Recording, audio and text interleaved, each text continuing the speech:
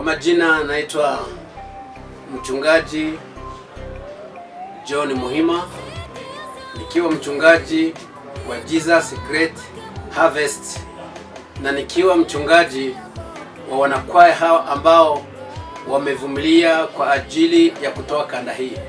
Imewagharimu, imechukua karibu miaka 4.5, lakini wamevumilia.